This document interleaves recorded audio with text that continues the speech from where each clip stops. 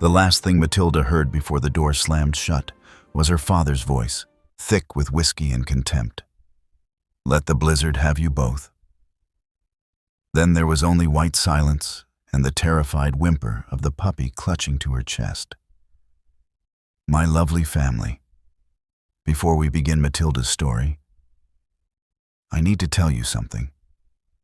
If you've ever felt unseen, unheard, or cast aside like Matilda, then please hit that subscribe button. Subscribe so that stories like hers will reach the world. It takes 2 seconds, costs you nothing, and it ensures that stories like hers, stories about survival and love against impossible odds, actually reach the people who need them most. Don't let the algorithm bury her story the way her father tried to bury her. England, 1824. The wind howled around the stone corners of Longbrook Manor like a living thing seeking entrance, a mournful, shrieking beast that rattled the loose window panes in their rotting frames. Inside the library, the air was only marginally warmer than the blizzard raging outside. The fireplace, vast enough to roast an ox, held only a pathetic pile of smoldering peat that offered more smoke than heat. Lady Matilda Vance stood before the heavy oak desk, one hand clasped tightly against her chest, where a small terrier puppy trembled beneath the fold of her shawl. At 22, she had long since learned that showing fear to her father was like bleeding in water filled with sharks. Yet the instinct to shiver was born of the bone-deep cold that permeated the house, rather than cowardice. She wore a nightgown of thin linen that had been mended so many times, the fabric had grown translucent at the shoulders. It was a garment fit for sleep in a warm bedchamber, not a confrontation in a freezing library. But in this decaying mausoleum of a home, propriety meant little against the crushing weight of debt. The Earl of Longbrook sat slumped in his leather chair, a crystal tumbler of amber liquid in his hand. The drink was the only thing of quality left in the house, purchased on credit that had long since run dry. His face was flushed, the capillaries broken across his nose and cheeks, a map of his vices.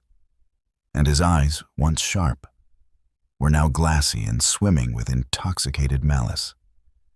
He slammed the glass down, the sound echoing sharply in the cavernous room. "You will do as you are told, Matilda," he slurred, the words thick but heavy with threat. "I have not kept you fed and housed all these years for you to develop a spine now. Mr. Grimwald has been generous, exceedingly generous.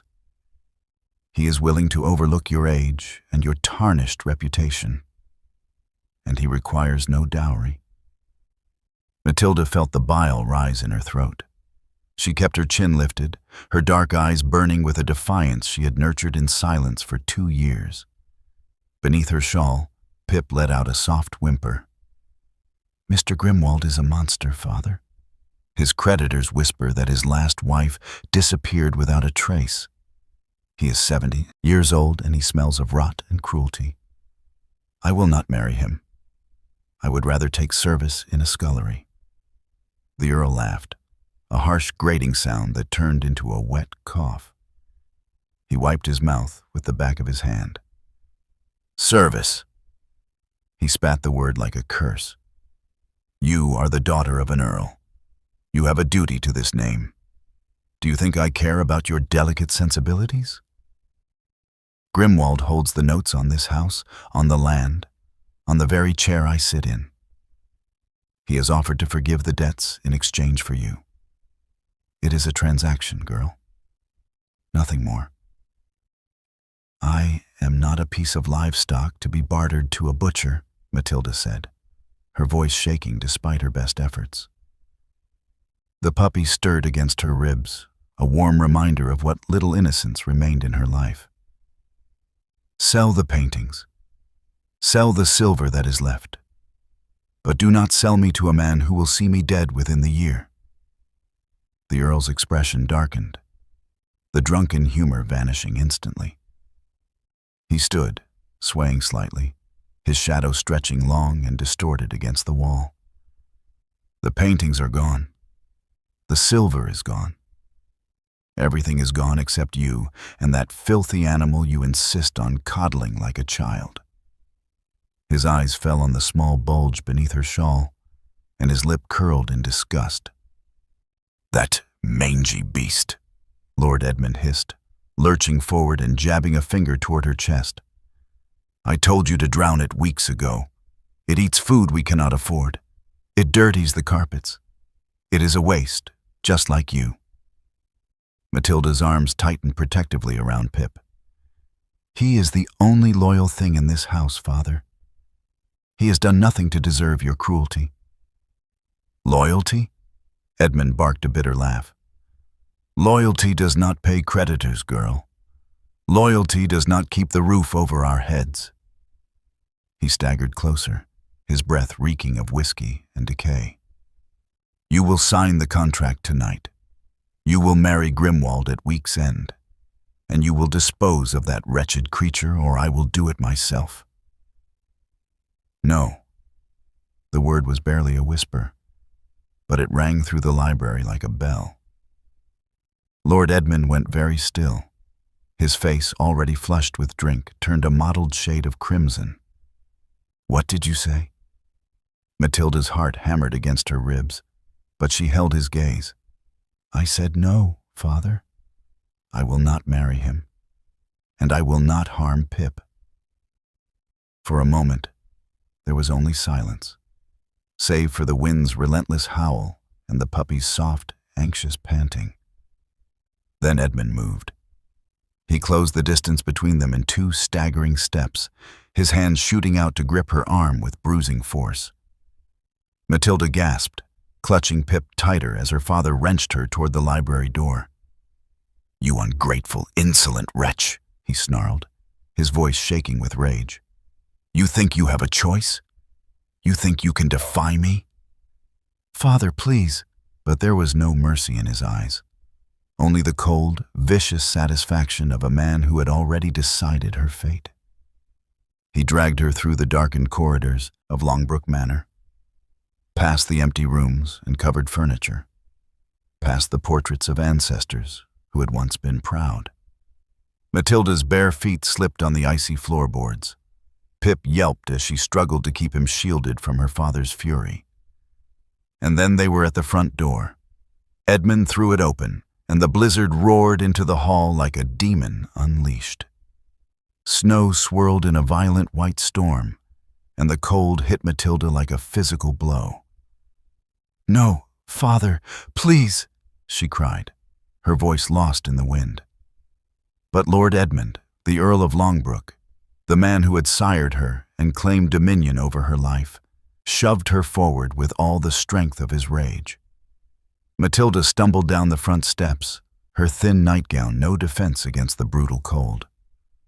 She fell to her knees in the snow, Pip tumbling from her arms with a sharp cry. Behind her, the door slammed shut with a finality that echoed louder than thunder. The lock turned, and the world became nothing but white and cold, and the desperate, frightened whimpers of a puppy who did not understand why the warmth had gone away. Matilda crawled forward, her fingers numb and clumsy, and gathered Pip back into her arms. She pressed him against her chest, trying to shield him with her body as the wind tore at her hair and the snow blinded her eyes. She tried to stand, but her legs would not hold her. The cold was already seeping into her bones. "This is how it ends," she thought distantly, not in violence, not in scandal, but in silence and snow. Pip licked weakly at her chin, his small body shivering violently. "I'm sorry," Matilda whispered, her lips blue and trembling. "I'm so sorry, Pip." She curled around him, giving him what little warmth she had left, and the blizzard swallowed them whole. The cold was a living thing that crawled beneath Matilda's skin, burrowing into her flesh with claws of ice. She could no longer feel her feet. Her hands had gone from numb to burning, to nothing at all. The thin linen of her nightgown clung to her body, soaked through with snow that melted against her skin, only to freeze again in the relentless wind. Pip had stopped whimpering. That terrified her more than anything else. The small terrier lay pressed against her chest, tucked beneath what remained of her shawl, his tiny body still warm, but growing frighteningly still. She tried to whisper to him, to offer some comfort, but her lips would not form the words. Her breath came in shallow, labored gasps that burned her lungs. The road stretched endlessly before her, a ribbon of white disappearing into the howling darkness. She had crawled perhaps 20 yards from the manor gates before her strength had finally abandoned her. Now she lay curled on her side in the snow, her arms wrapped around Pip, her vision blurring at the edges. She thought of her mother, dead these 10 years. She thought of warmth.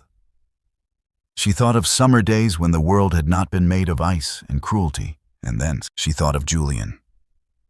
The memory came unbidden, sharp and painful as a knife between her ribs. Julian Ashford, Duke of Alderridge, with his storm-gray eyes and his honorable, uncompromising heart. The man she had loved. The man she had destroyed. Better he remember her as cold and mercenary than know the truth, she thought. Better he live his life hating her than be ruined by association with her father's crimes. The darkness crept closer, soft and almost kind. Pip stirred weakly against her chest, and she felt the hot sting of tears freeze on her cheeks. "I'm sorry," she breathed, the words barely a whisper lost to the wind. "I'm so sorry." And then she heard it. The muffled thunder of hooves, the jingle of harness, the creak of carriage wheels cutting through snow. She tried to lift her head, but her body would not obey. Her vision swam, and she saw only vague shapes moving through the white, dark forms against the blizzard, tall and imposing. A voice cut through the storm, sharp and commanding. "Stop the carriage!" Footsteps crunched through the snow, quick and purposeful. A shadow fell over her, blocking the wind for one blessed moment. Good God! The voice was familiar, achingly, impossibly familiar. Strong hands gripped her shoulders, turning her gently onto her back. She forced her eyes open, blinking against the snow, and found herself staring up into a face she had not seen in 2 years. Julian Ashford, Duke of Alderridge, looked down at her with an expression that might have been carved from the same ice that was killing her. His dark hair was dusted with snow, his greatcoat billowing around him like the wings of some avenging angel. But it was his eyes that struck her. Those gray eyes she had once thought held warmth now blazed with something cold and terrible. Recognition and fury. "Lady Matilda," he said, her name clipped and precise as a blade. "Of all the roads in England, you choose mine to die upon." She tried to speak, but no sound came. Her lips moved soundlessly, and she felt the horrible, creeping shame of her helplessness. Julian's jaw tightened. He looked away from her, his gaze sweeping over her prone form with clinical detachment, and then stopped. What in God's name? He reached down and carefully pulled back the edge of her shawl. Pip lay nestled against her chest, his small body shivering violently, his dark eyes wide and frightened. For a moment, something flickered across Julian's face, surprise perhaps, or the ghost of some gentler emotion. But it was gone as quickly as it had appeared. "A dog," he said flatly. "You are freezing to death in a blizzard, and you are clutching a dog." "Please," Matilda managed, the word barely audible. "Pip!" "Be silent," Julian commanded, though his tone was not cruel, only coldly efficient. He turned his head and called over his shoulder. "Andrews, blankets and a warming brick, quickly!" A servant appeared beside him, a wiry man with anxious eyes who moved with practiced speed. He draped a thick woolen blanket over Matilda's body, while Julian carefully extracted Pip from her arms. "No," Matilda gasped, panic giving her a momentary surge of strength. "Please don't hurt him." Julian's eyes snapped back to hers, and the ice in them deepened. "I am not a monster, Lady Matilda. Whatever you may have thought of me, the animal will be cared for." He handed Pip to Andrews with surprising gentleness, murmuring instructions too low for Matilda to hear. Then he turned back to her, and without ceremony, he slid his arms beneath her and lifted her from the snow. She was weightless in his grip, fragile as a bird, and the warmth of his body was so overwhelming after the cold that she could not suppress a shuddering gasp. She felt his arms tighten fractionally around her, and then he was moving, carrying her toward the carriage with long, swift strides. "Why?" he asked, his voice low and hard. "Why were you on the road? In this storm? In a nightgown?" Matilda's head lolled against his shoulder. She tried to answer, but the words tangled in her mind, slipping away like water through frozen fingers. Julian made a sound of disgust. "Of course. No explanation. There never is with you, is there?" He climbed into the carriage with her still in his arms and laid her on the cushioned bench with more care than his tone suggested. Andrews appeared a moment later with Pip wrapped in a scrap of flannel, the puppy's nose just visible above the fabric. "Put the creature by the warming brick," Julian ordered, "and make haste.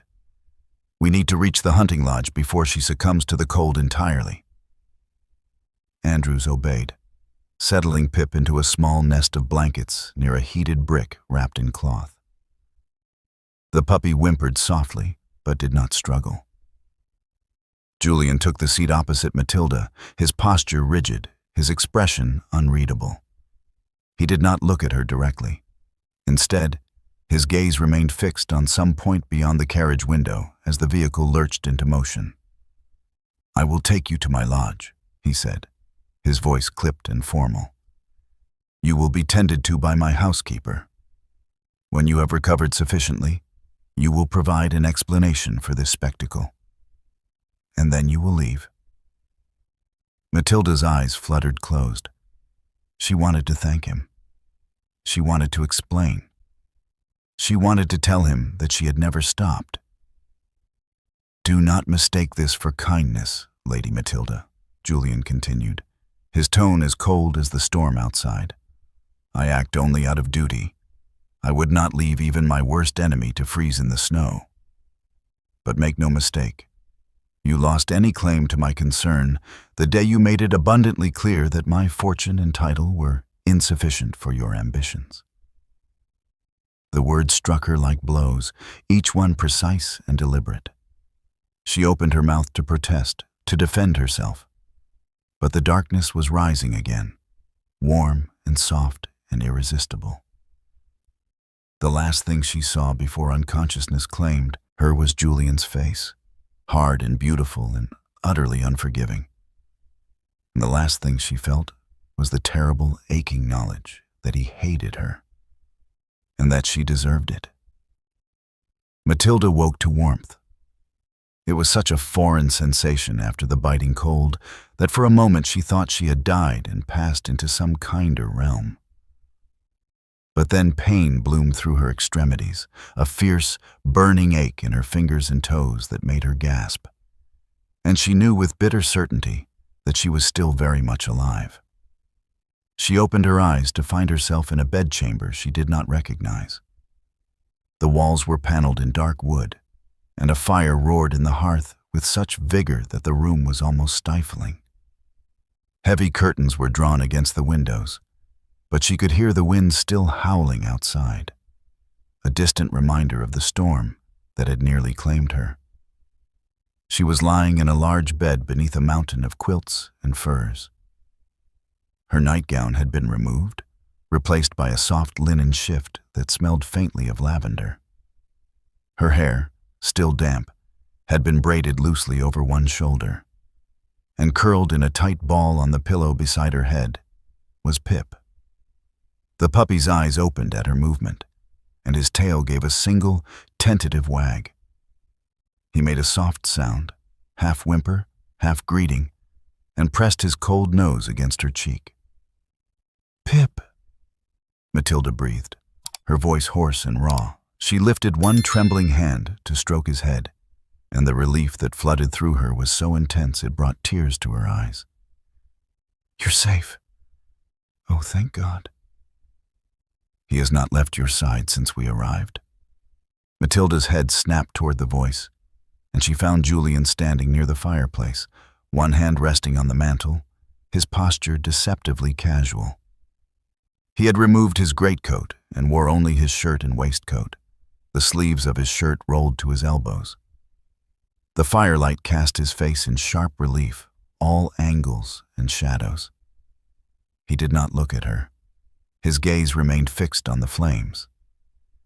"Mrs. Dawson, my housekeeper, attempted to remove him so she could tend to you properly," Julian continued, his tone flat and emotionless. "The creature growled at her, a dog no larger than a boot, growling at a woman twice his size. She was quite put out. Despite everything, the pain, the fear, the humiliation, Matilda felt a weak smile tug at her lips. He is very protective." "So it would seem." Silence fell between them, thick and suffocating. Matilda pulled the quilts higher around her shoulders, suddenly aware of how improper the situation was. She was alone in a bedchamber with a man, dressed in little more than a shift, and that man was Julian Ashford, the Duke of Alderridge, the man whose proposal she had rejected with words designed to wound. "Your Grace," she began, her voice trembling, "I must thank you." "Do not." The word was sharp, cutting through her attempted gratitude like a knife. Julian finally turned to look at her, and the coldness in his eyes made her breath catch. "Do not thank me, Lady Matilda. Do not apologize. Do not offer me any of the pretty lies I am certain you have prepared. I saved your life because it was the right thing to do, not because I harbor any tender feelings toward you." Each word landed like a stone, heavy and deliberate. Matilda felt her throat tighten. "I understand." "Do you?" Julian took a step toward the bed, his expression hard. "Do you understand what it was like to find you on that road? To see you half frozen, clutching that animal as though it were the only thing tethering you to this world? To wonder what could possibly have driven you to such desperation? Your Grace." "And then to remember," he continued, his voice dropping to something low and dangerous, "that you are the same woman who informed me 2 years ago that my estate was insufficient, my title too new, my fortune too modest to meet your expectations, that you required a husband of greater consequence." Matilda closed her eyes, the shame washing over her in waves. "I never said—" "You said enough."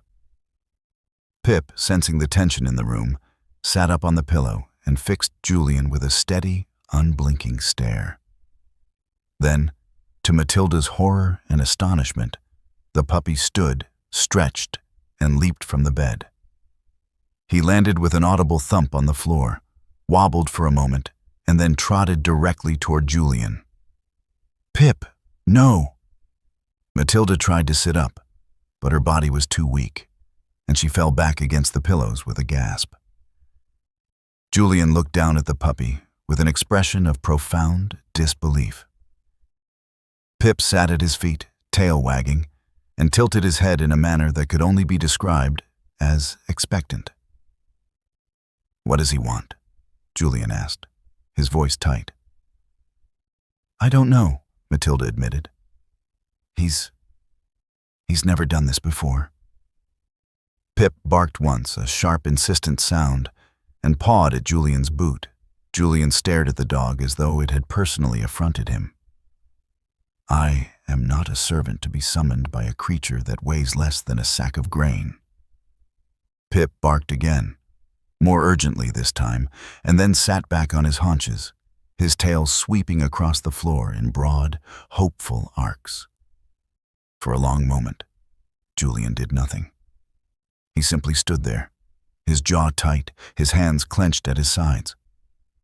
And then, with a sigh that sounded like the surrender of a man facing an enemy he could not defeat, he crouched down. "You are an absurd animal," he muttered. Pip's tail wagged harder. He leaned forward and licked Julian's hand. Julian went very still. He stared at the puppy, and something in his expression shifted, something small and almost imperceptible, like the first crack in a sheet of ice. Slowly, carefully, he reached out and scratched behind Pip's ear. The puppy made a sound of pure contentment and leaned into the touch, his eyes half closing in bliss. Matilda watched from the bed, her heart twisting in her chest. She had seen Julian like this once, before, years ago, when the world had been simpler and his smiles had come easily. Before she had broken everything between them. "He trusts you," she said softly. Julian's hand stilled. He straightened abruptly, his expression shuddering once more.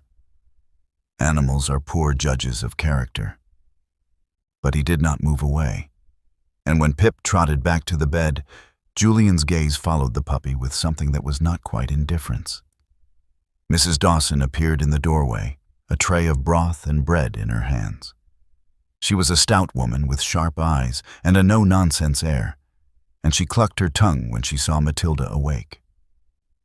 "There now, my lady. You gave us quite a fright. His Grace carried you in himself, he did, and would not let anyone else tend to you until he was certain you were breathing proper." Matilda's eyes widened, and she looked at Julian. He turned back to the fire, his posture rigid. "Mrs. Dawson exaggerates." "I do not, Your Grace, and well you know it." The housekeeper set the tray on the bedside table and gave Matilda a kind smile. "Now, my lady, you must eat.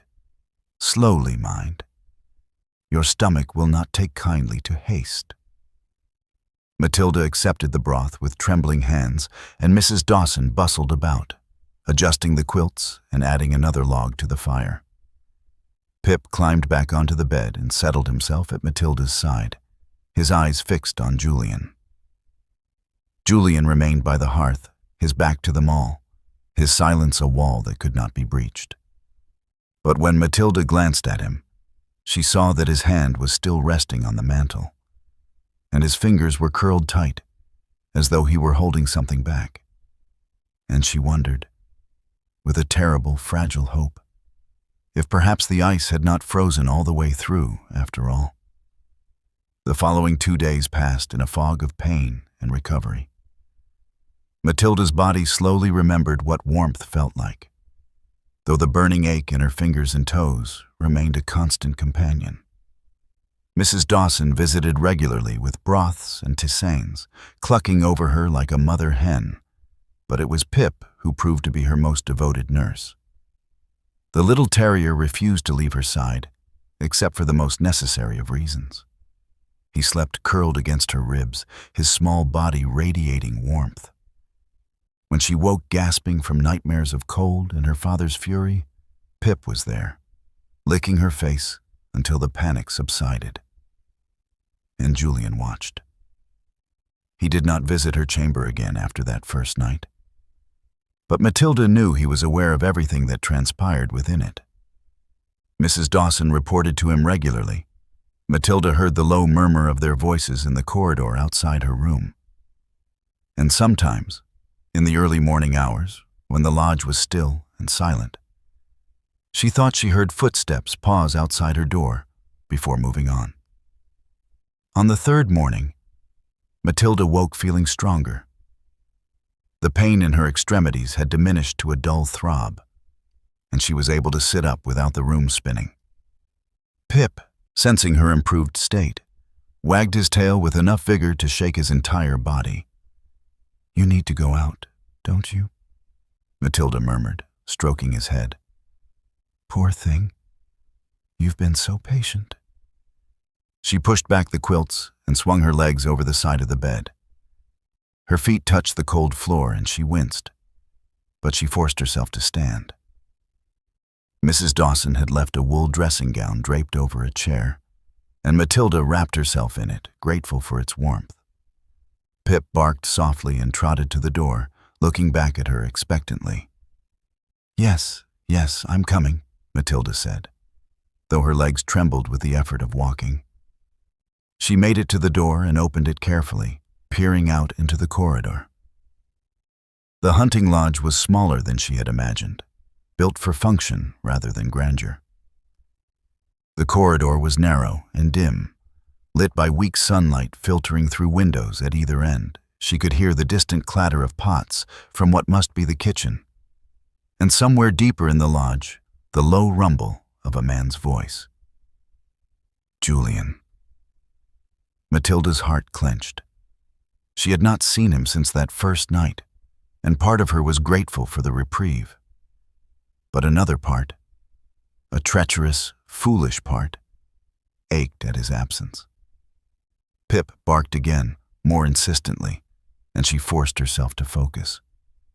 "The door must be this way," she murmured, following the puppy down the corridor. She found it at the end of the hall, a heavy wooden door that led to a small rear courtyard. The snow had stopped falling, but the world outside was blanketed in white, pristine and blinding in the morning sun. Matilda opened the door just enough for Pip to squeeze through, and the puppy bounded into the snow with joyful abandon. She stood in the doorway, shivering despite the dressing gown, and watched him play. He leaped through the drifts, his small body disappearing and reappearing like a fish breaching water. The sight brought the first genuine smile to her lips since the night her father had thrown her out. "You should not be out of bed." Matilda spun around, her hand flying to her chest. Julian stood in the corridor behind her, his expression unreadable. He wore riding clothes, and his dark hair was slightly disheveled, as though he had just come in from outside. Pip needed," she stammered, gesturing toward the courtyard. Julian's gaze moved past her to where the puppy was attempting to catch snowflakes on his tongue. Something flickered in his eyes, amusement, perhaps, or exasperation, but it was gone before Matilda could name it. "The animal could have waited until Mrs. Dawson took him out," Julian said. "You are still recovering. You should be resting." "I've rested for 2 days," Matilda replied, lifting her chin despite the weakness in her legs. "I cannot lie abed forever." "You can lie abed until you are fully recovered," Julian countered. "Or do you intend to collapse again? I assure you my patience for rescuing you has reached its limit." The word stung, but Matilda forced herself not to flinch. "I did not ask to be rescued, Your Grace." "No," Julian said quietly, his eyes darkening. "You merely threw yourself into a blizzard and waited to die. A fine distinction." Matilda looked away, unable to meet his gaze. In the courtyard, Pip had stopped playing and was watching them through the open door, his tail still wagging but his posture alert. Julian was silent for a long moment. Then he said, his voice carefully neutral, "Why the dog?" Matilda blinked. "I beg your pardon?" "Why risk your life for the animal?" Julian gestured toward Pip. "Mrs. Dawson tells me you would not eat until she assured you the creature had been fed first, that you gave him the warmest part of the bed, that you argued with her when she suggested he might be more comfortable in the kitchens." Matilda's throat tightened. "He is all I have." The words came out before she could stop them, raw and honest and far too revealing. Julian's expression shifted, something unguarded passing across his face. "All you have," he repeated slowly. "What of your father? Your family?" Matilda's hands clenched in the fabric of her dressing gown. "My father is the reason I was in that blizzard, Your Grace. He is the reason I had nothing but Pip." She saw Julian's jaw tighten.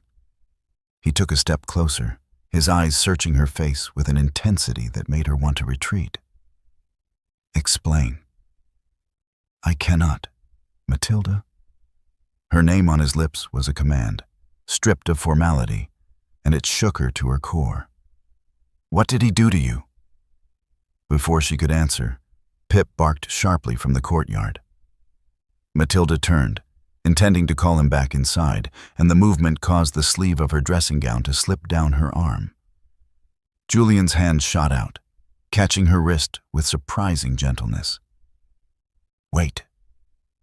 Matilda froze. She looked down and saw what he had seen, the bruises that ringed her forearm like a bracelet, purple and green and yellow, the unmistakable shape of fingers pressed into flesh.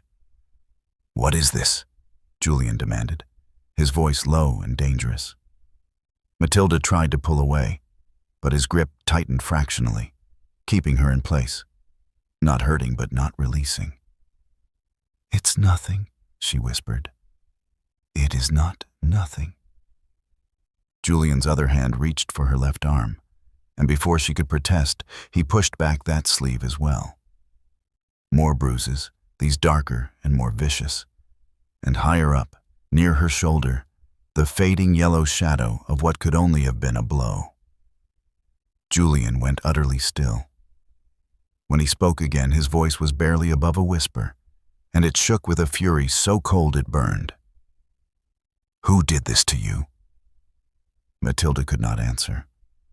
The words lodged in her throat, tangled with shame and fear and the desperate need to protect him from the truth. But she did not need to answer.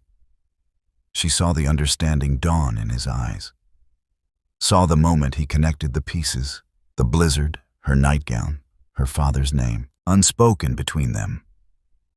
"Edmund?" Julian said, and the name was a curse. Matilda pulled her arms free and wrapped them around herself, hiding the evidence of her father's cruelty. "Please, Your Grace. Do not what?"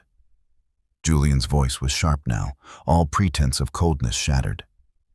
"Do not acknowledge that you were beaten? That you were thrown into a storm to die?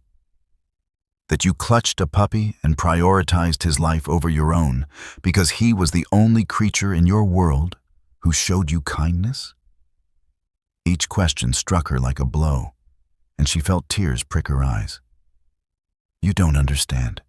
Then make me understand," Julian said. He stepped closer, and his presence was overwhelming, all restrained fury and anguished confusion. "Make me understand why the woman I thought was cold and mercenary is standing before me covered in bruises, half-starved, and more concerned for a dog than for herself. Make me understand why you rejected me with words designed to wound and then ended up on a frozen road with nothing but a puppy and a death wish." Matilda shook her head, the tears spilling over now. "I cannot or will not. Both," she whispered. Julian stared at her, his chest rising and falling with barely controlled emotion. And then, to her shock, his expression softened, just slightly, just enough to let her see the man beneath the duke. "You protected him," Julian said quietly, his gaze dropping to where Pip sat in the doorway, watching them. "Even when it cost you everything." "He is innocent," Matilda said, her voice breaking. "He does not deserve cruelty." "Neither do you." The words hung between them, simple and devastating. Matilda looked up at Julian and saw something in his eyes she had not seen in 2 years. Doubt. Doubt about the narrative he had built around her. doubt about his own certainty, and beneath the doubt, the first fragile stirrings of something that looked like understanding. The peace of the hunting lodge shattered 3 days later with the thunder of hooves and the sharp rap of a fist against the front door. Matilda was in the small sitting room, Pip curled contentedly in her lap, when she heard the commotion. The puppy's head shot up, his ears pricked forward, and a low growl rumbled in his small chest, a sound she had only heard him make once before, in her father's presence. Her blood turned to ice. She heard Mrs. Dawson's voice in the entrance hall, high and agitated, and then another voice that made her stomach twist with dread. Deep and slurred and full of righteous indignation. Lord Edmund Vance, Earl of Longbrook, had found her. Matilda stood on trembling legs, Pip clutched to her chest. She wanted to run, to hide, but there was nowhere to go.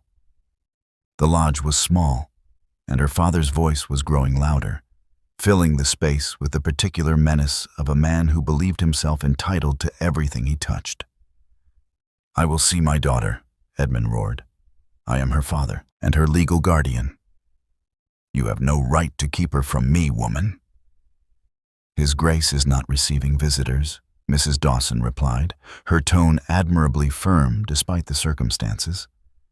"You will have to return at a more suitable. I will not be dismissed by a servant. Where is the Duke? Where is my daughter?" Footsteps echoed in the corridor, sharp and purposeful, and then Julian's voice cut through the chaos like a blade. "That is quite enough, Lord Edmund."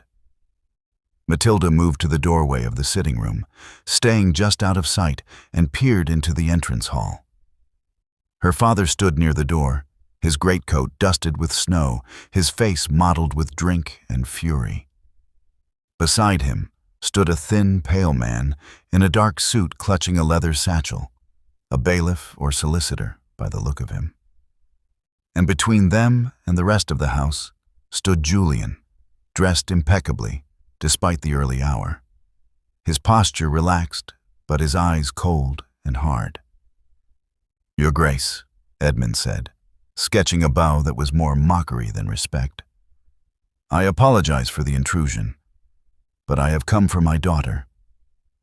I have been informed that she is residing here, in your care." He invested the word with enough insinuation to make it an insult. Julian's expression did not change. "Lady Matilda is indeed under my protection." "Protection," Edmund repeated, his lip curling. "A curious word for it. I was not aware that unmarried young women were in the habit of staying unchaperoned at the hunting lodges of bachelor dukes." "Your awareness, or lack thereof, is of no consequence to me," Julian replied coolly. "Lady Matilda was found on the road during the blizzard, half frozen and near death. I provided her with shelter and medical care, as any man of honor would do." "How very noble," Edmund sneered. "And yet, she remains here, days later, unchaperoned, compromised." He leaned forward, and his voice dropped to something ugly and calculated. "I wonder what the gossip columns would make of such a situation, Your Grace. A young woman of good family, ruined by a duke's hospitality. It would be quite the scandal." Matilda's breath caught. She saw Julian's hands clench at his sides, the only outward sign of his anger. "You dare to threaten me in my own home," Julian said softly, and the quiet menace in his voice was far more terrifying than any shout. "I dare to protect my daughter's reputation," Edmund countered, "and my rights as her father. Mr. Hemming here has been kind enough to bring the relevant documents." He gestured to the thin man beside him, who opened his satchel with trembling hands and produced a sheaf of papers. "This is a writ of guardianship," the solicitor said in a reedy voice. "Lord Edmund is Lady Matilda's legal guardian until such time as she marries or reaches the age of 25. He has the right to determine her residence and her future. Any interference with that right is—" I am aware of the law, Mr. Hemming, Julian interrupted. I am also aware that a father's rights are not absolute. They can be challenged on grounds of abuse or neglect. Edmund's face darkened. You would not dare. Would I not? Julian took a step forward, and Edmund actually retreated. Tell me, Lord Edmund, how did your daughter come to be on that road? In the middle of a blizzard? Dressed only in a nightgown? She is headstrong and foolish, Edmund blustered. She ran away in a fit of temper. She was thrown out, Julian said, his voice like iron. She bears the bruises of your hands on her arms. She was locked out of her own home and left to die in the snow. Those are not the actions of a protective father, Lord Edmund. They are the actions of a monster. The silence that followed was absolute. Even the solicitor looked uncomfortable, his eyes darting between the two men. Edmund recovered first, his expression twisting into something vicious. Slander, he spat. You have no proof of these wild accusations. And even if you did, it would not change the law. She is mine by right. Now summon her, or I will retrieve her myself. You will do no such thing. She is my property. She is my ward. The words rang out with absolute finality. Edmund stared at Julian, his mouth opening and closing, like a fish gasping for air. Your ward? He repeated. As of this moment, yes, Julian said. He turned to Mrs. Dawson, who stood wide-eyed near the stairs. Mrs. Dawson, please fetch writing materials. I will draw up the documents immediately. You cannot simply claim guardianship, the solicitor began. Can I not? Julian turned his cold gaze on the man. I am the Duke of Alderridge. Lady Matilda is currently residing under my roof, under my protection, having been rescued from mortal peril. Her father has demonstrated himself unfit through his actions. I have both the legal right and the moral authority to assume guardianship, particularly given that Lady Matilda is well past the age of majority in matters of personal welfare. She is not yet 25, Edmund protested. She is 22 and of sound mind, Julian countered. Old enough to enter a convent, to work as a governess, to manage her own affairs with the support of a suitable guardian, which I am offering to be. Matilda pressed her hand to her mouth, her heart pounding. She could not believe what she was hearing. Julian was claiming her as his ward, binding himself to her legally, putting himself between her and her father's wrath. Edmund's face had gone purple with rage. This is absurd. You have no grounds.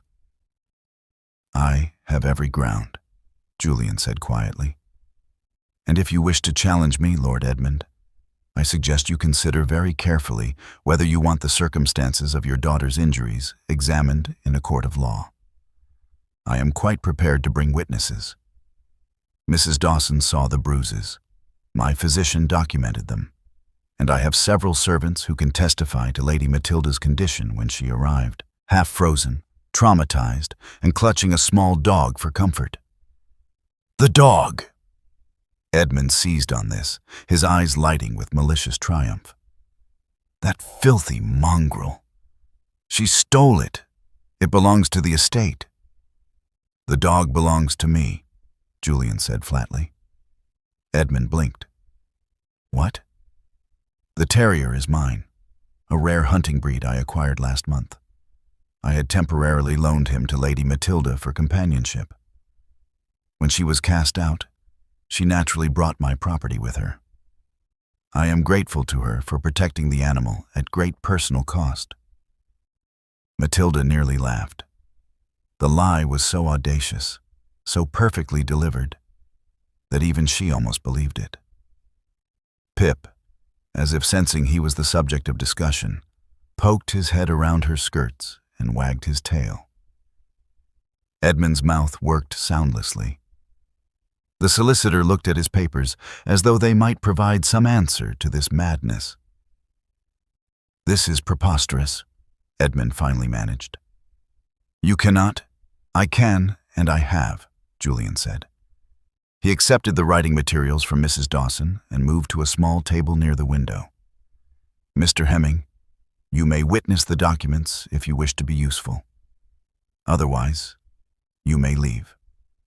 The solicitor hesitated, then scurried over to Julian's side, clearly deciding that the Duke of Alderidge was a safer patron than a debt-ridden earl. Edmund stood in the center of the hall, shaking with impotent fury. His eyes swept the room and landed on Matilda, half hidden in the doorway of the sitting room. "You," he snarled, "you ungrateful wretch. You have destroyed me. You have ruined everything." Julian's head snapped up. "One more word to her, Lord Edmund, and I will have you thrown out into the snow. Let us see how you enjoy the hospitality you showed your own daughter." Edmund's mouth snapped shut. For a moment, he looked as though he might charge forward. But something in Julian's eyes stopped him. "You will regret this," Edmund said, his voice shaking. "Both of you. I will see you ruined." "You have no power here," Julian said quietly. "You are a bankrupt earl with more debts than honor. I am a duke with the favor of the crown and the resources to bury you so deep in scandal you will never see daylight again. If you value what remains of your reputation, you will leave now and never return." Edmund stared at him for a long, terrible moment. Then he spun on his heel and stalked toward the door, his solicitor scrambling to follow. At the threshold, he turned back. "She is poison, Your Grace. She will destroy you, just as she destroyed me." And then he was gone, the door slamming behind him with enough force to rattle the windows. The silence that followed was deafening. Julian remained at the table, his pen still in his hand, his shoulders rigid. Mrs. Dawson bustled away, muttering about tea and nerves. Matilda stood frozen in the doorway, Pip warm and solid in her arms, and tried to comprehend what had just happened. Julian had saved her, again. Not out of duty this time, but out of something else, something fierce and protective and utterly terrifying in its implications. She took a hesitant step forward. "Your Grace." Julian looked up, and the expression on his face stole her breath, raw and unguarded, and full of an emotion she dared not name.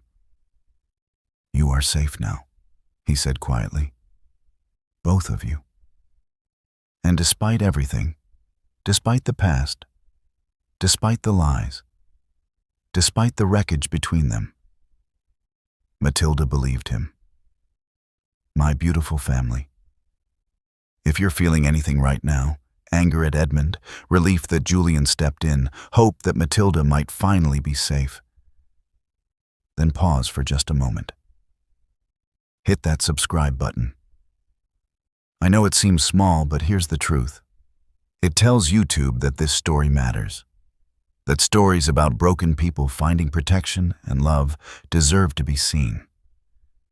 If you don't subscribe, the algorithm assumes you don't care, and it stops showing these stories to others who desperately need them. Please, one click. That's all it takes. Let's get back to the story. The storm that had raged outside the lodge for days finally broke that evening, leaving behind a silence so profound it seemed to press against the walls. Matilda stood at the window of the sitting room, watching the last rays of sunlight paint the snow-covered landscape in shades of rose and gold. Pip slept on the cushion behind her, exhausted from a day spent exploring the lodge under Mrs. Dawson's watchful eye. She heard Julian enter before she saw him. His footsteps were quiet but unmistakable, and she felt her entire body tense in anticipation. "You have been avoiding me," he said without preamble. Matilda did not turn from the window. "I have been recovering, Your Grace, as you instructed." Do not dissemble, Matilda. You avoid me when I enter a room. You take your meals in your chamber. You have not spoken more than 10 words to me since your father left. She closed her eyes. It was true, of course. Since the confrontation 3 days ago, she had done everything in her power to stay out of Julian's path. The weight of what he had done, claiming her as his ward, lying to protect Pip, standing between her and her father's fury, was too much to bear. It sharpened the guilt that had lived in her chest for 2 years into something so acute she could barely breathe around it. I did not wish to impose further on your kindness, she said quietly. Kindness. Julian's laugh was bitter. Is that what you think this is? He moved closer, and she could feel his presence like heat at her back. When he spoke again, his voice was low and rough. I need to know, Matilda. I need to understand why. Her hands gripped the window frame. Why what, Your Grace? Do not play the fool. It does not suit you. His reflection appeared in the glass beside hers, his face drawn and haggard in the fading light. 2 years ago, you rejected my proposal. You told me that my fortune was insufficient, that my title was too newly acquired, that you required a husband of greater consequence and older lineage. And I believed you. God help me, I believed every word. Matilda felt tears prick her eyes. Your Grace. But the woman who said those words, Julian continued, his voice rising, does not exist. I see that now. That woman would not risk her life for a puppy. That woman would not bear bruises in silence. That woman would not look at me the way you do, as though I am something precious you have no right to touch. Please, Matilda whispered, do not do this. Then tell me the truth. Julian's hand appeared beside hers on the window frame, so close she could feel the warmth of his skin. Tell me why you lied. Tell me why you sent me away. Tell me why I have spent 2 years hating you, when every instinct I possess is screaming that I should have fought harder to understand. The tears spilled over now, hot against her frozen cheeks. She could not tell him. To tell him would be to expose the rot at the heart of her father's house, the scandal that would have destroyed everything Julian had worked for. It would be selfish and cruel, and he threatened you, Julian said suddenly, and Matilda's breath stopped. Your father? He threatened you with something. That is why you refused me. Matilda shook her head, but the denial was weak, transparent. Julian turned her to face him, his hands gentle but implacable on her shoulders. What did he threaten you with, Matilda?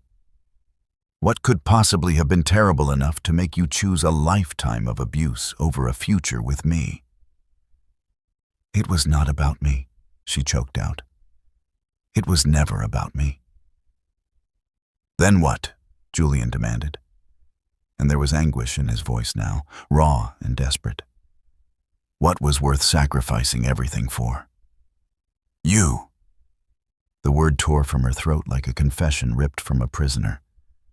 It was about you, Julian. It was always about you. He went very still. His hands remained on her shoulders, but she felt the tremor that ran through him. Explain. Matilda drew in a shuddering breath. The truth sat on her tongue like poison, bitter and burning, but she was so tired of carrying it alone. When you proposed to me, you had only just inherited the dukedom. Your uncle's death was sudden, and there were those who questioned the circumstances. Julian's jaw tightened. There was an inquest. I was cleared of any suspicion. I know, Matilda said quickly. I know you had nothing to do with it. But my father knew things. He had evidence, letters, documents, that could have called the verdict into question. False evidence, manufactured by his associates, but convincing enough to create a scandal. Enough to have the title challenged, the inheritance frozen, your reputation destroyed. She watched the color drain from Julian's face as understanding dawned.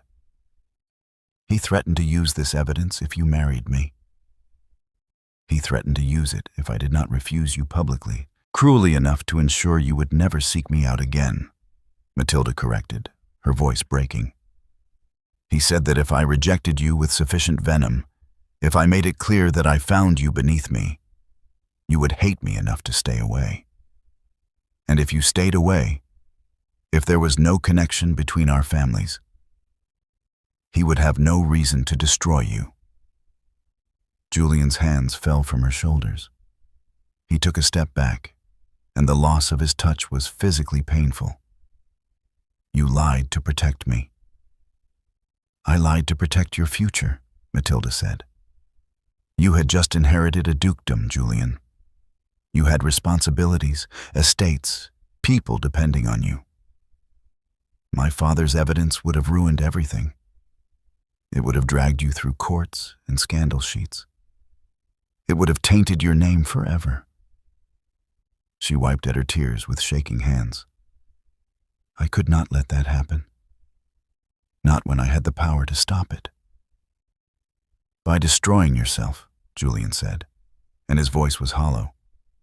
By condemning yourself to years of abuse and isolation. By making me believe you were something you were not. It was the only way, Matilda whispered.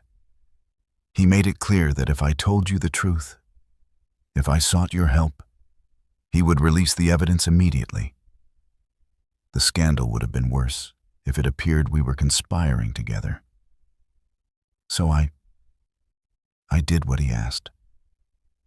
I said the words that would make you hate me, and I prayed that you would forget me and build the life you deserved. Julian turned away from her, his hands rising to grip his hair. She could see the tension in every line of his body, the way he seemed to be holding himself together by sheer force of will. And the puppy? The question was so unexpected that Matilda almost laughed. What? Pip, Julian said, still not looking at her. Where does he fit into this tragedy? I found him last winter, Matilda said softly. Abandoned in the snow, half-starved. My father wanted me to leave him to die. But I could not.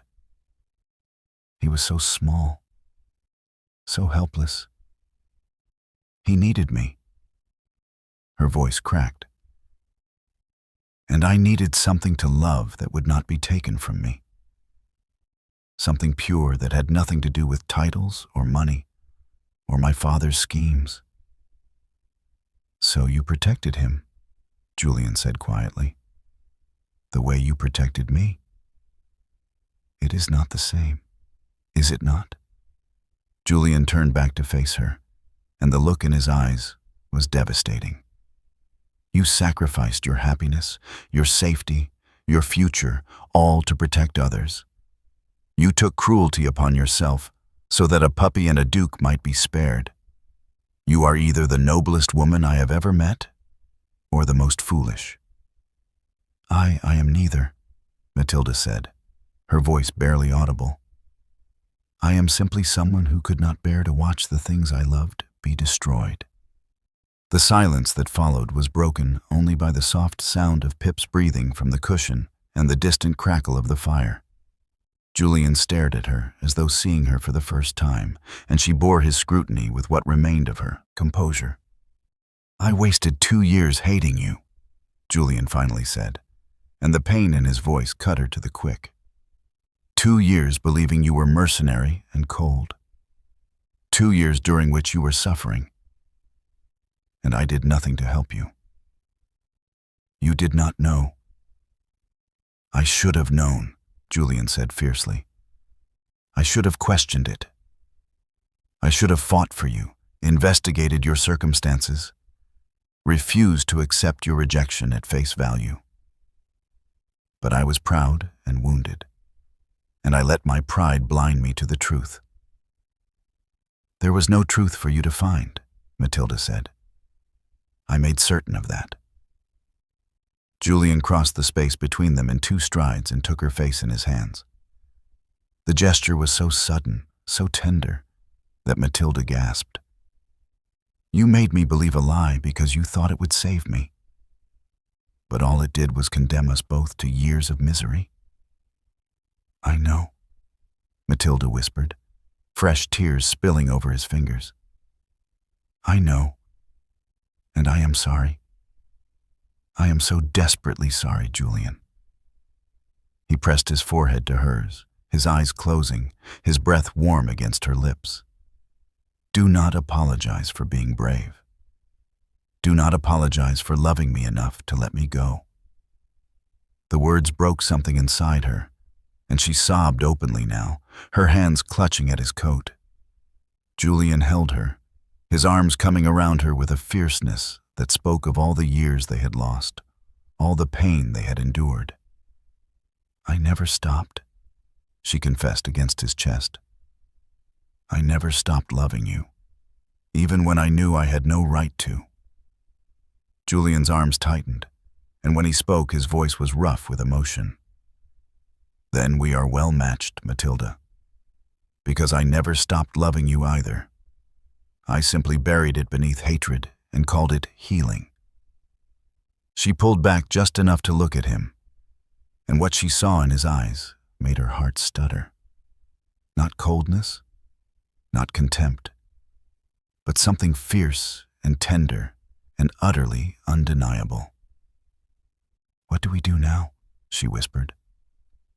Julian's thumb traced the line of her cheekbone, wiping away her tears. Now?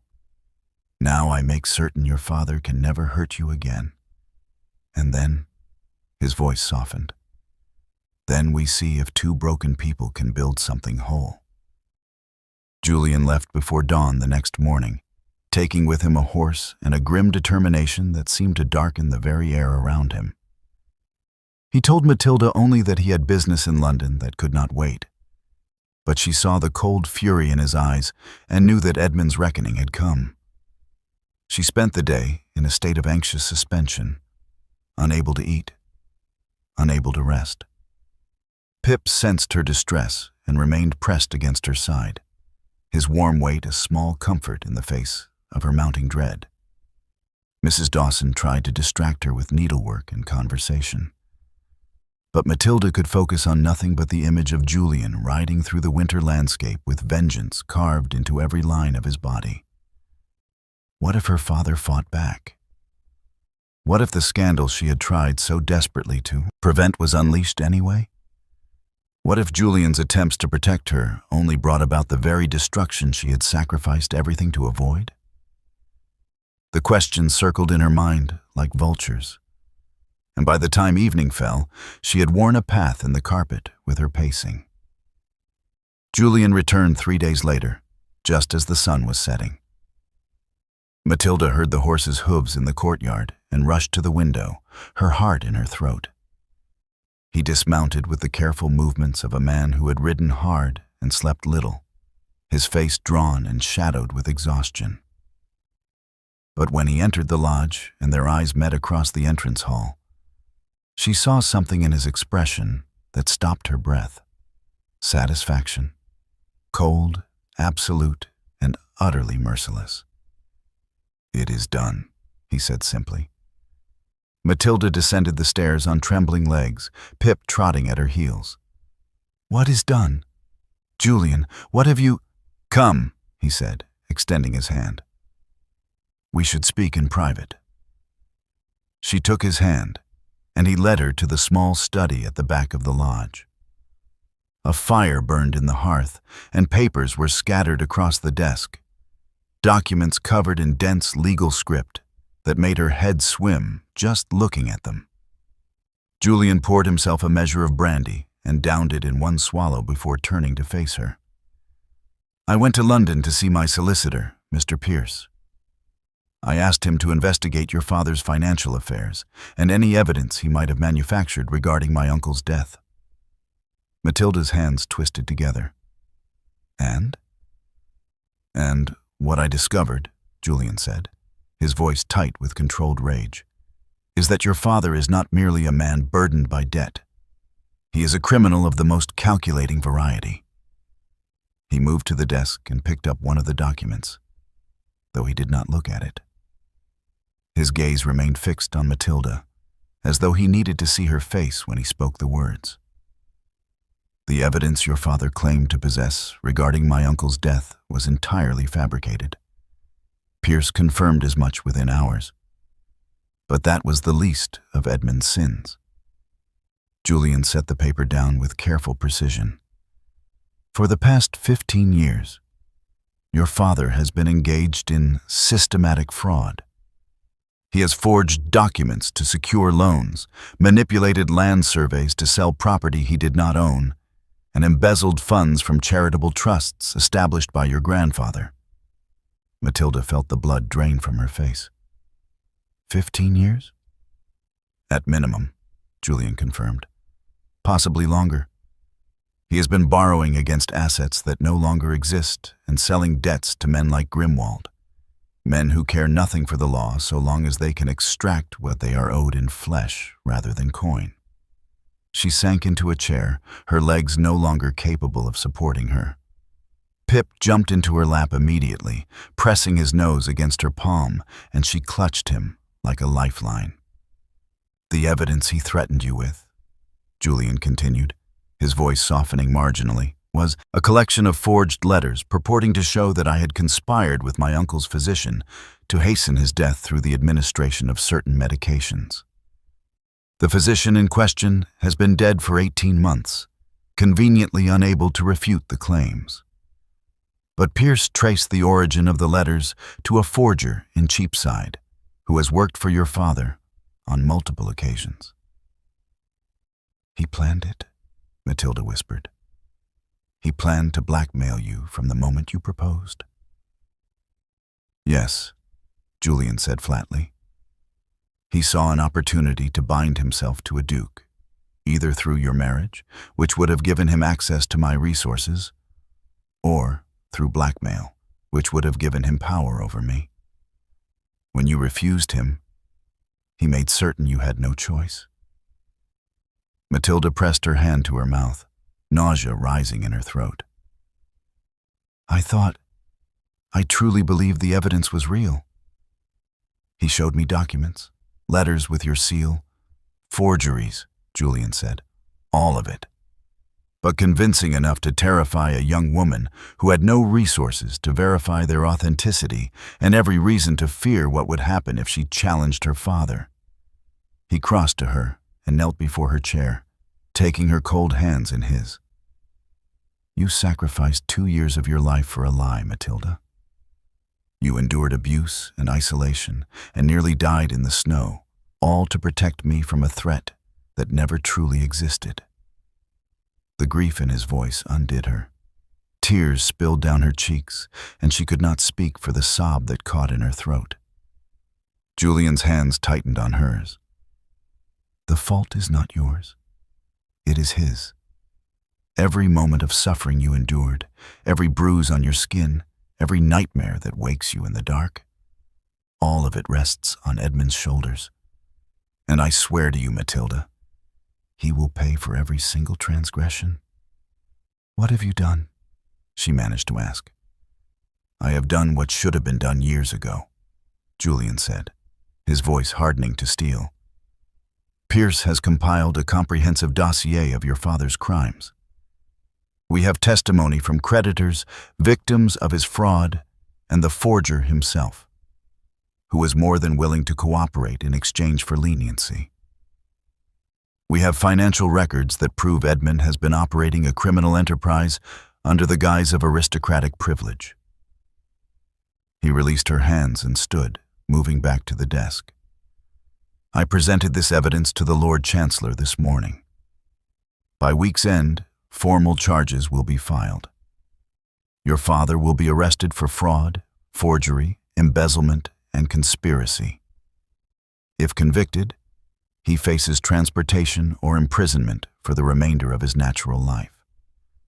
Matilda could not breathe. The room seemed to tilt around her, and only Pip's solid warmth kept her tethered to reality. "You have destroyed him." "I have brought him to justice," Julian corrected. "There is a difference." "He is still my father," she whispered, though the words felt hollow even as she spoke them. "He ceased to be your father the moment he struck you," Julian said, and there was no compromise in his tone. "He ceased to be worthy of that title the moment he locked you out in a blizzard to die. Whatever bond of blood exists between you, Matilda, he severed it long ago." She knew he was right. She had known it for years, perhaps. But hearing it spoken aloud, hearing the final, irrevocable judgment pronounced, left her feeling unmoored and strangely weightless. "What happens now?" she asked.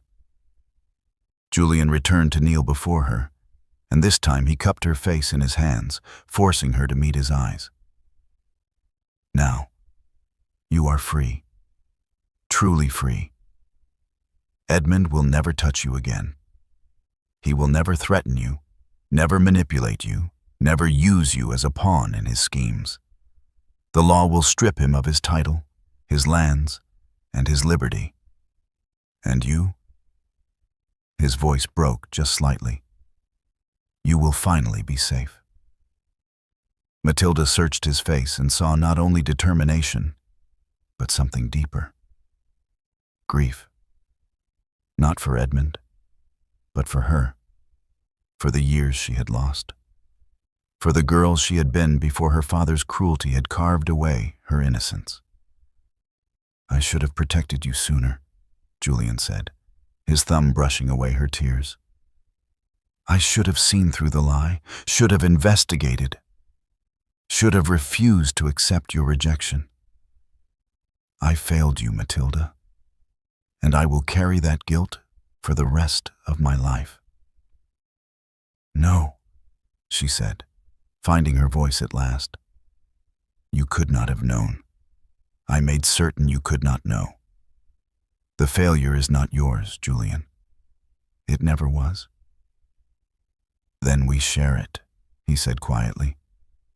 "The guilt, the grief, the wasted years. We share them, and we vow to waste no more time." She leaned forward and pressed her forehead to his, Pip squirming between them with a soft whine. "What does that mean?" Julian's hand slid from her face to her shoulders, steadying her, anchoring her. "It means that I am going to spend every remaining day proving to you that you were worth fighting for, that you are worth everything. And it means that when your father's trial is concluded and you are legally free of his shadow, I am going to ask you a question I should have asked 2 years ago. And this time, I will not accept any answer, but the truth." Matilda's breath caught. She understood what he was offering, not just protection, not just vengeance on her behalf, but a future, a real future, built on honesty and trust and the love that had somehow survived 2 years of lies and separation. "I will answer truthfully," she whispered. "I promise you that." Julian smiled then, small and fragile but genuine, and pressed a kiss to her forehead. "Then that is enough. For now, that is enough." The summons came on a gray morning 2 weeks later, delivered by a crown messenger whose livery gleamed even in the weak winter sunlight. Julian read the letter at the breakfast table while Matilda sat across from him. Pip curled contentedly at her feet and watched the subtle shift in his expression from grim satisfaction to something darker. "He has agreed to negotiate," Julian said, setting the letter beside his plate. "Your father wishes to discuss terms before the formal charges are filed."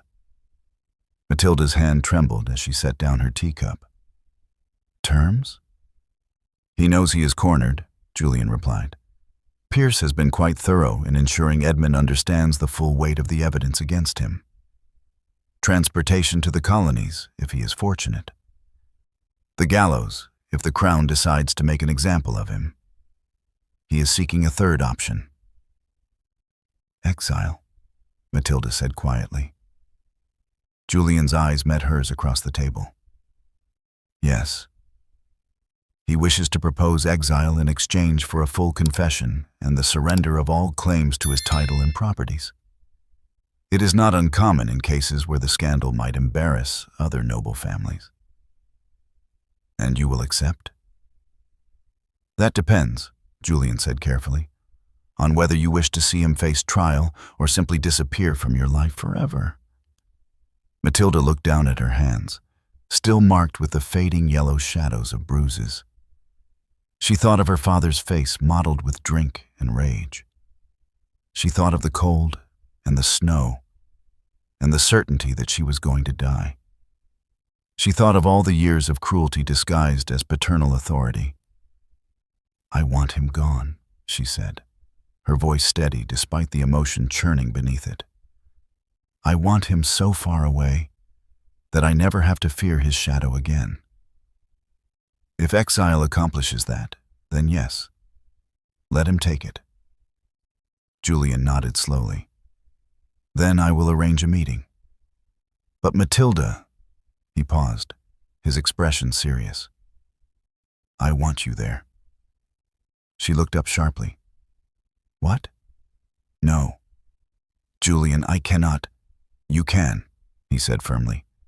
And you should. He needs to see that you are no longer his to command. That you stand with me, protected and free. He needs to understand that every legal document he signs is witnessed by the daughter he tried to destroy. His voice softened. But if it is too much, if you truly cannot bear it, I will not force you. The choice is yours. Matilda drew in a shaking breath. Part of her wanted to refuse, to hide in the safety of the lodge while Julian dealt with her father.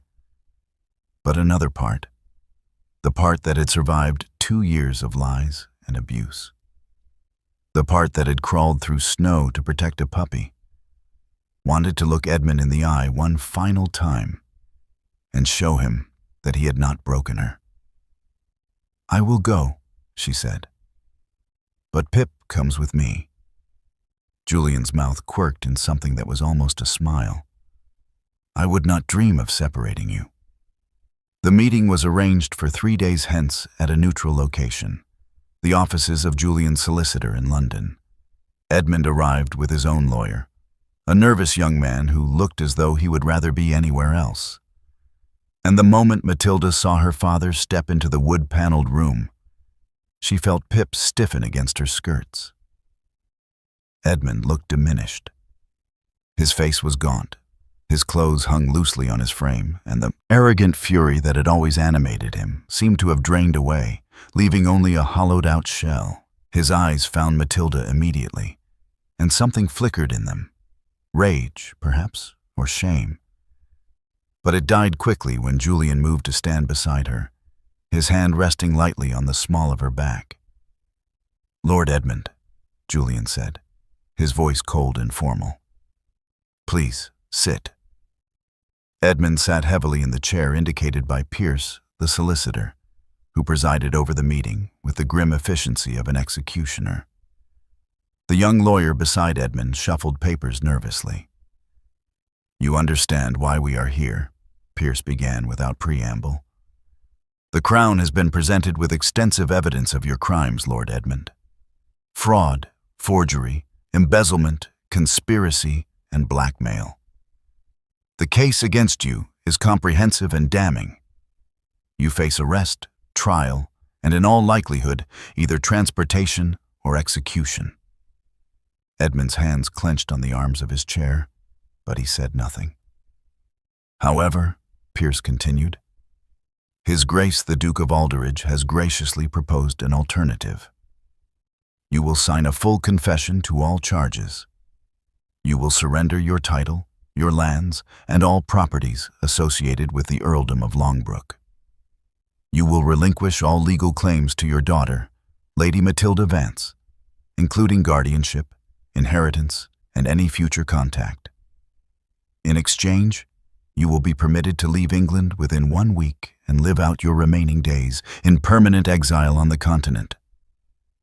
You will never return to England on pain of immediate arrest and execution.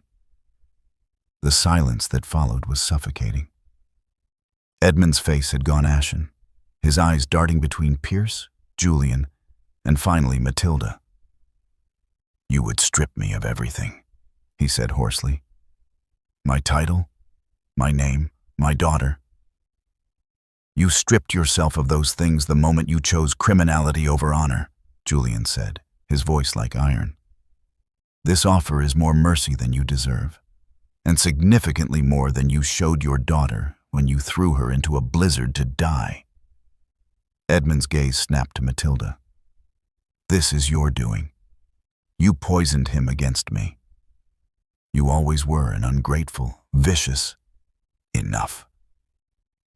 Julian's voice cracked like a whip, and Edmund flinched. "You will not speak to her. You will not look at her. You have lost the right to acknowledge her existence." Pip growled softly from Matilda's arms, a sound so unexpected that even Edmund blinked. Pierce slid a stack of documents across the table. "These are the terms, Lord Edmund. You may review them with your counsel, but I advise you that the offer expires at sunset today. After that, the Crown proceeds with formal charges, and you take your chances with a jury." Edmund's lawyer leaned in and whispered urgently in his ear. Matilda watched her father's face cycle through emotions, rage, desperation, calculation, before finally settling on defeated resignation. "Where would I go?" Edmund asked, his voice barely above a whisper. "That is no concern of ours," Julian replied. "You will be provided with a modest allowance sufficient to live quietly in whatever corner of Europe will tolerate you. But you will go, and you will never return." Edmund stared at the documents as though they were a death sentence. Perhaps in a way, they were. The death of his title, his legacy, his power, everything he had valued more than his own daughter. "If I sign," he said slowly, "she goes free?" "She is already free," Julian corrected. "She ceased to belong to you the moment I claimed her as my ward. This merely formalizes what is already true." Edmund's jaw worked.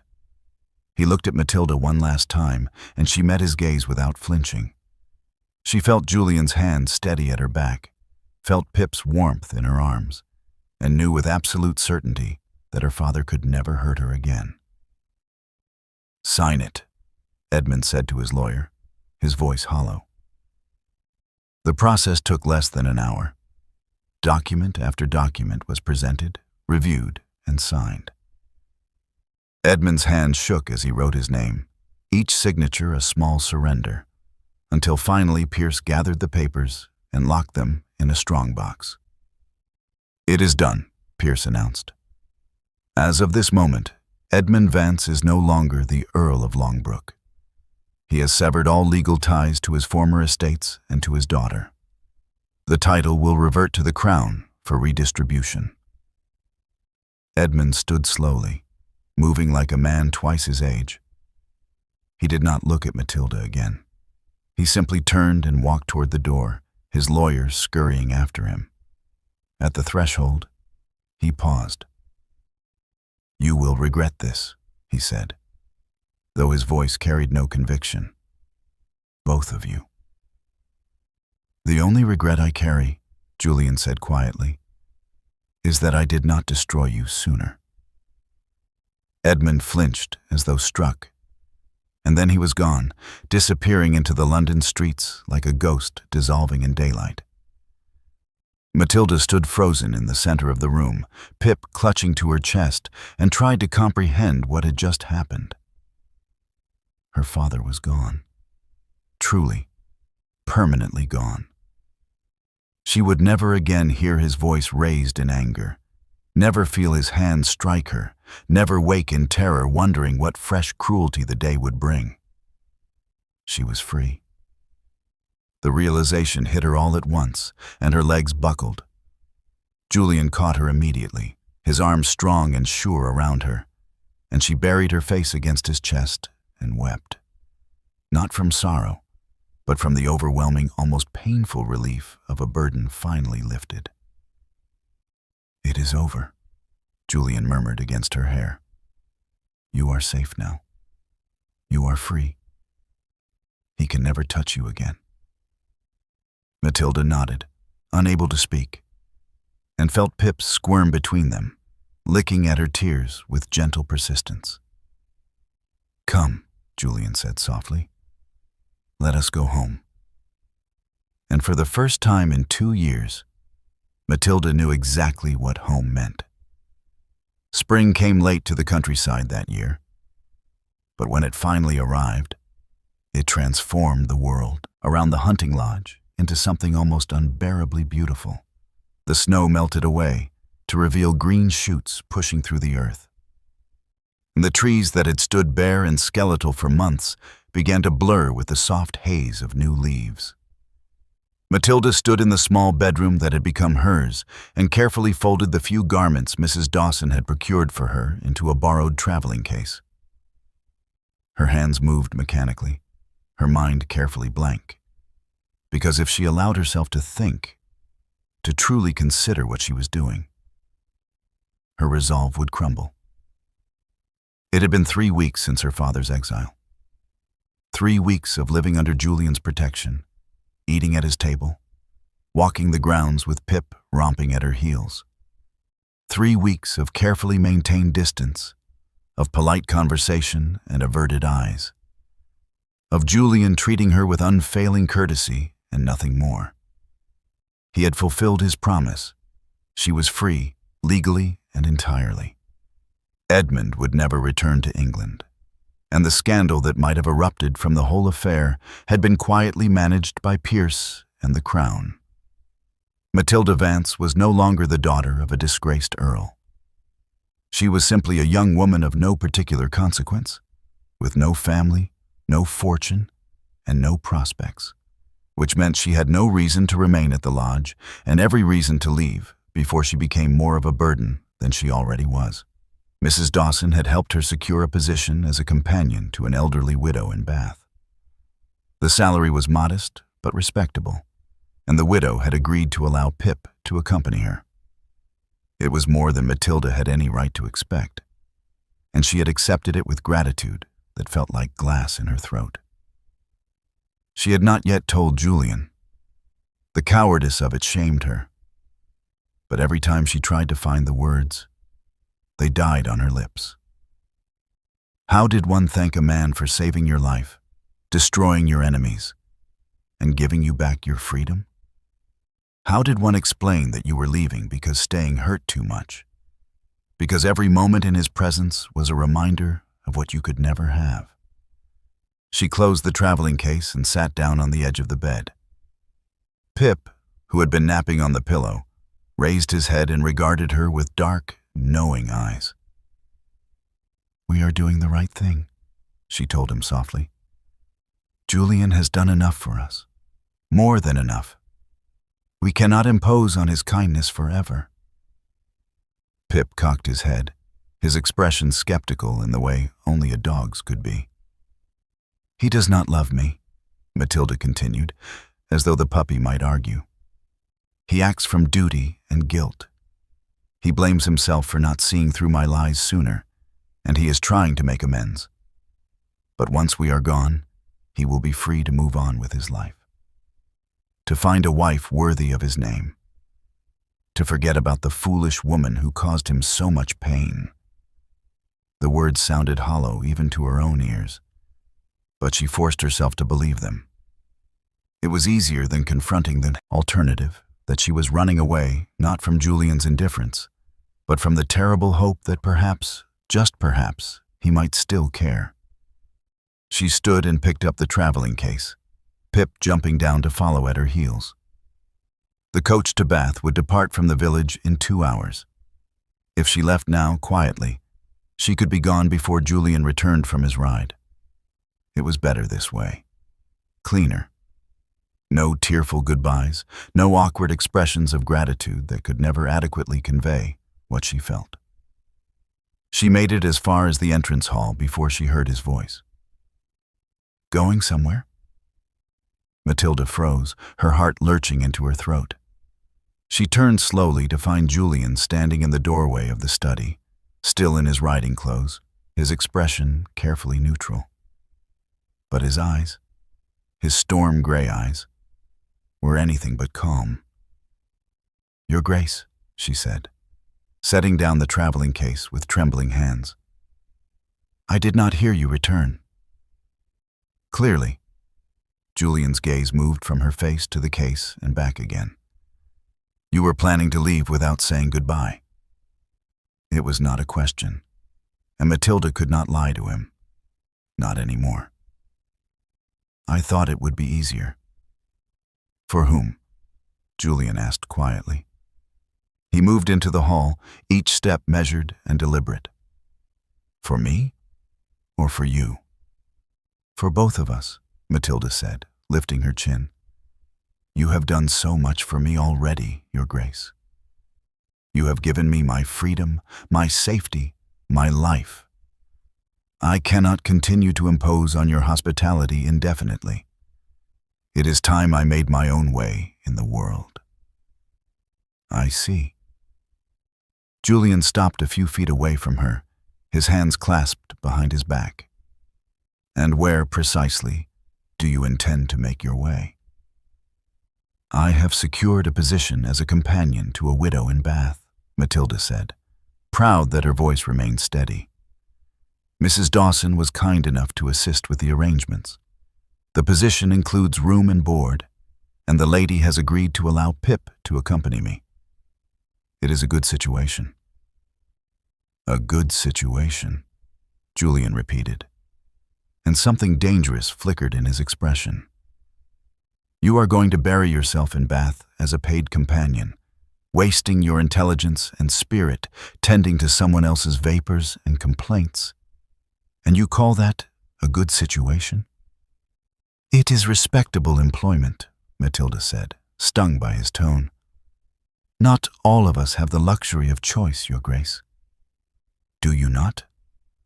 Julian took another step closer, and Matilda's breath caught at the intensity in his eyes. "Do you truly believe you have no choice, Matilda? Or are you simply too frightened to claim the one you actually want?" "I do not understand." "Do you not?" Julian's control seemed to snap. He closed the remaining distance between them, his hands coming up to grip her shoulders. "Then allow me to clarify. You are leaving because you believe I saved you out of guilt, because you think my care for you is merely duty dressed up as kindness, because you have convinced yourself that I could not possibly want you to stay." Matilda's eyes burned with sudden tears. "And am I wrong?" "Yes," Julian said, and the word was fierce, absolute. "You are catastrophically, completely wrong." He released her shoulders only to cup her face in his hands, forcing her to meet his gaze. "I did not save you out of guilt, Matilda. I saved you because the thought of you dying in that snow nearly destroyed me.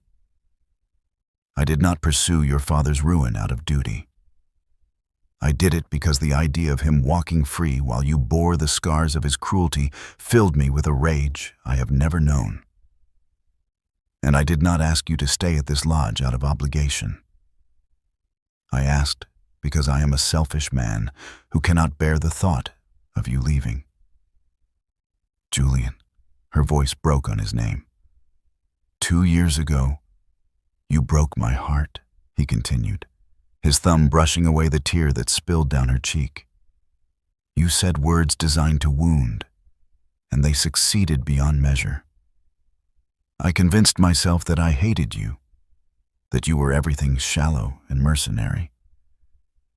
But I was lying to myself, because even when I thought I hated you, I could not stop thinking about you." Could not stop wondering if you were well, if you were happy, if you ever thought of me. I thought of you every day, Matilda whispered. Every single day.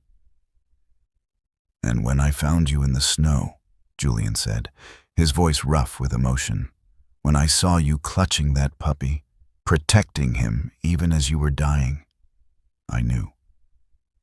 I knew that the woman I had believed you to be could not exist. That the truth was something far more complicated.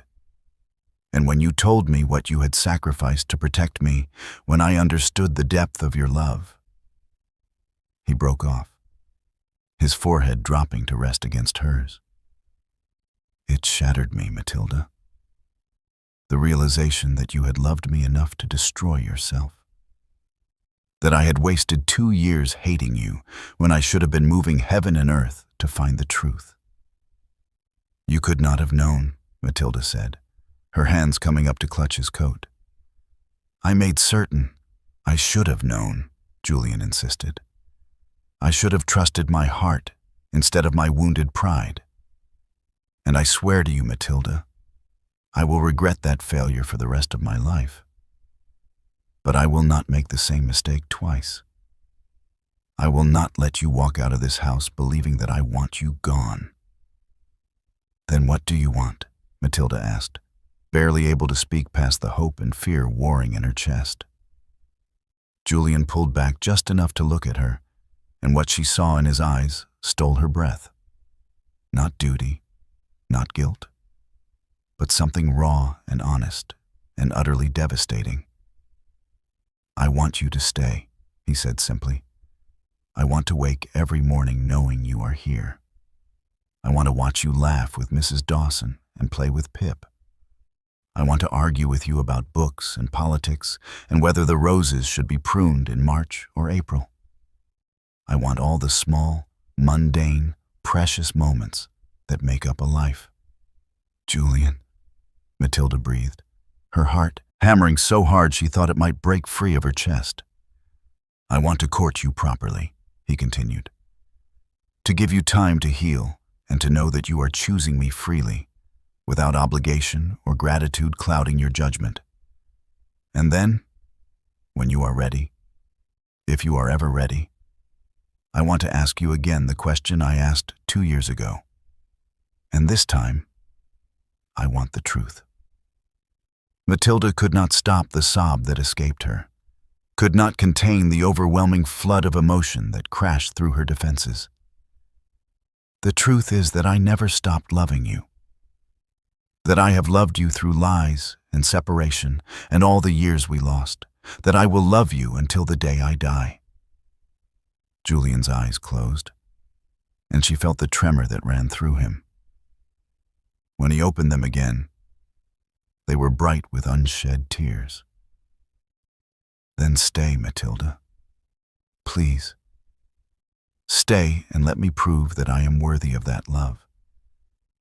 Stay and let me spend the rest of my life ensuring you never regret it. I could never regret you, she whispered. And then his lips were on hers, and the kiss was everything. Apology and promise, grief and joy. All the lost time and all the hope for the future distilled into a single moment of perfect understanding. Pip barked happily at their feet, his tail wagging with such enthusiasm that his entire body shook. When they finally broke apart, both breathing hard, Julian smiled, truly smiled, for the first time since she had found her way back to him. I believe that is a yes, he asked. Matilda laughed through her tears. Yes, I will stay. Summer arrived with a gentleness that felt like grace. The hunting lodge, which had seemed so austere and cold when Matilda first arrived, half frozen and desperate, transformed into something that felt remarkably like home. The windows stood open to let in the warm breeze, carrying with it the scent of roses from the garden Mrs. Dawson had coaxed back to life. Pip had grown from a trembling puppy into a confident young dog who ruled the household with benevolent tyranny. and even the servants had stopped pretending to be annoyed by his presence. Matilda had stayed, as Julian asked, and in the months that followed, he had courted her with a patience and devotion that still sometimes took her breath away. He brought her books from London and read to her by the fire in the evenings. He walked with her through the countryside, Pip racing ahead to chase rabbits he had no hope of catching. He taught her to ride properly, laughing when she proved to be far more competent than he had expected. He introduced her to his friends and his family with a pride that made her cheeks flush and her heart swell. And slowly, carefully, the wounds they had both carried began to heal. They spoke of the past only when necessary, preferring instead to build something new from the rubble of what had been destroyed. Matilda learned that Julian had a wicked sense of humor beneath his ducal reserve, that he was hopeless at cards but brilliance at chess, that he sang slightly off-key when he thought no one was listening. Julian discovered that Matilda had opinions on everything from agricultural reform to the proper way to train terriers, that she was fiercely intelligent and utterly unimpressed by titles, that she smiled in her sleep when Pip curled against her side. They learned each other again, without lies, without pretense, and what they built was stronger than what had come before. It was on a golden evening in late June that Julian asked her to walk with him to the lake at the edge of his property. Pip trotted between them, occasionally veering off to investigate something fascinating in the undergrowth before bounding back with his tongue lolling happily. The lake was mirror still, reflecting the sky in shades of amber and rose as the sun began its descent toward the horizon. Julian had arranged for a blanket to be spread beneath an old oak tree, and a basket of wine and cheese waited for them. Matilda laughed when she saw it. "You planned this." "I am a duke," Julian said, his eyes glinting with amusement. "Planning is what we do." They settled on the blanket, Pip immediately claiming the spot between them and rolling onto his back in shameless demand for attention. Julian obliged, scratching the dog's belly while Matilda poured the wine. "He has become quite spoiled," she observed. "He has earned it," Julian replied. "He kept you alive when I could not. I owe him a debt I can never fully repay." Matilda's throat tightened at the words, at the depth of feeling in Julian's voice when he spoke of the small terrier who had been her only companion in the darkest time of her life. They sat in comfortable silence for a while, watching the light change on the water, listening to the evening songs of birds settling into the trees.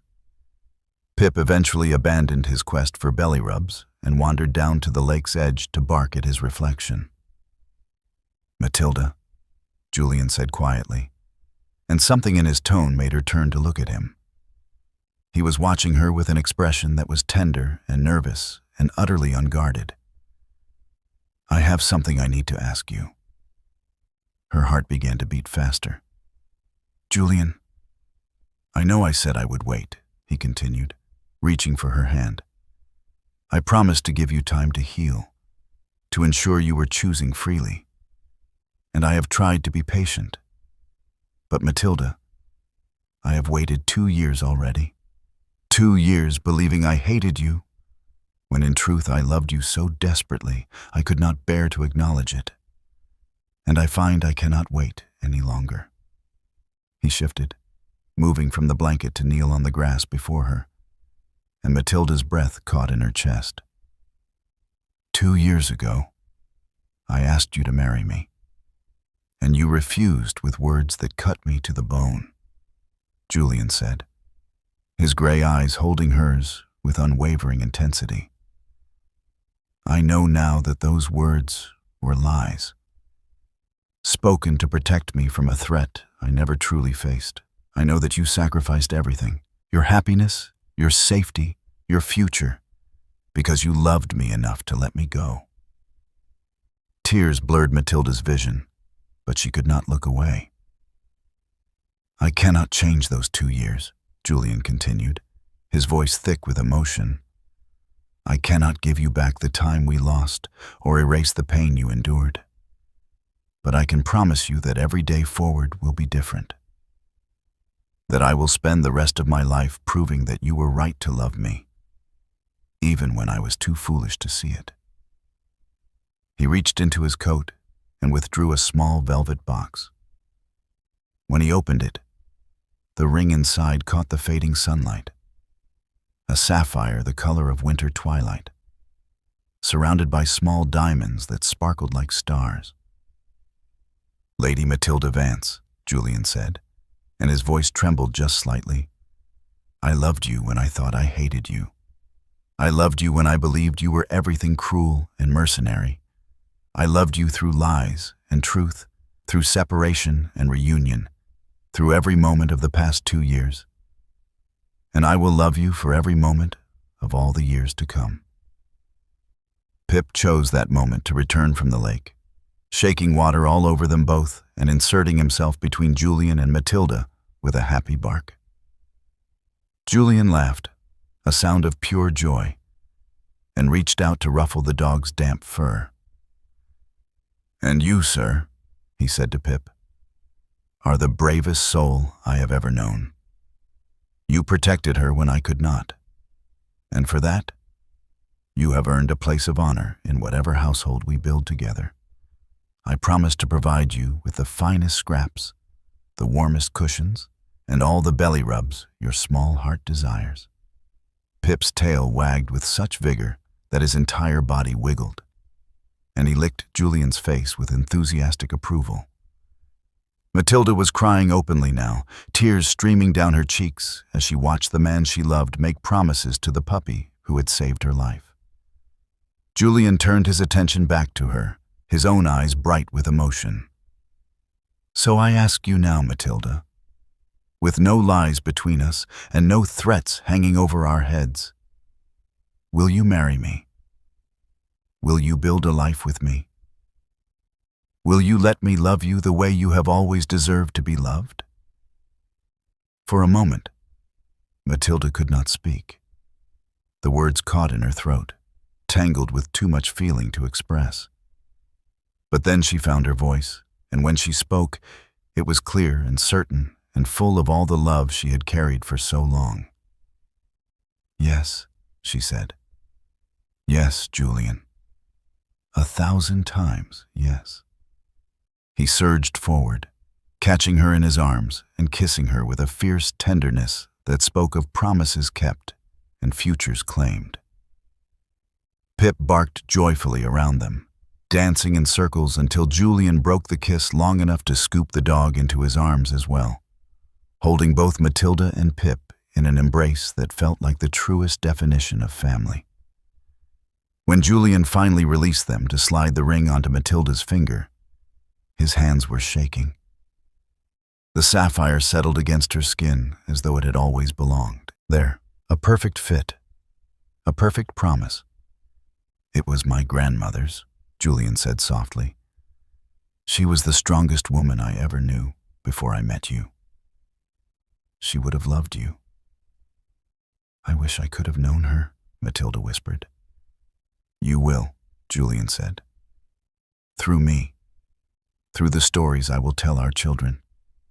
Through the legacy we will build together. Our children." The words painted a future so bright and beautiful that Matilda felt her heart might burst with the hope of it. They stayed by the lake until the stars emerged, talking of all the dreams they had buried and could now finally claim. They spoke of where they would live, the London townhouse for the season, perhaps, and a country estate for the rest of the year where Pip could run and children could play. They spoke of travel and books and all the small adventures that made up a life well lived. And when the night grew too cold to remain outside, Julian helped Matilda to her feet, and they walked back to the lodge hand in hand, Pip trotting ahead with the satisfied air of a dog who had orchestrated the entire affair. Mrs. Dawson met them at the door with a knowing smile and a bottle of champagne she had clearly been keeping chilled for precisely this occasion. The household staff gathered in the hall, their faces bright with genuine happiness. And toasts were offered, and laughter echoed through rooms that had once been cold and silent. That night, Matilda stood at the window of her chamber and looked out at the moonlit landscape. Pip was already asleep on the bed, snoring softly, exhausted from the day's excitement. She touched the ring on her finger, feeling the weight of it, the promise of it. Behind her, the door opened quietly. She turned to find Julian in the doorway, his expression soft in the candlelight. "I could not sleep," he admitted. "I kept thinking this might be a dream, that I would wake and find you gone." Matilda crossed to him and took his hand, bringing it to rest over her heart. "I am here," she said simply. "I am real, and I am yours, Julian, for as long as you will have me." "Forever, then," he murmured, pressing a kiss to her forehead. "And even that will not be long enough."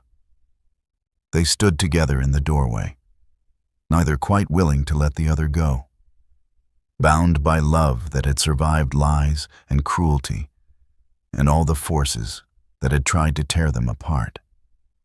And in the bed behind them, Pip, the loyal, brave, ridiculous terrier who had been there from the beginning, dreamed of summer days and endless belly rubs and the humans who loved him. The blizzard that had nearly killed them was long past. Spring had come and gone. Summer blazed with promise, and ahead of them stretched a future built not on duty or guilt or noble sacrifice, but on the simple, powerful truth that love, real love, was worth fighting for, worth dying for, worth living for, always. My lovely family, Matilda's story didn't end in the snow. It didn't end with her father's cruelty. It ended with love, protection, and the family she chose. But here's the thing. Stories like this almost never get told because they don't go viral. They don't trend. They just quietly disappear unless people like you share them. If this story moved you, if it reminded you that love is worth fighting for, then please share it. Send it to someone who needs to hear that broken things can be made whole again. Subscribe so you never miss another story, because these characters deserve to be remembered. And so do you. Thank you for being here. At the end of this video, you'll see a suggestion for another powerful story from our channel. Click it and let yourself be surprised by even more unforgettable emotions with love. The Victorian Royal Stories team.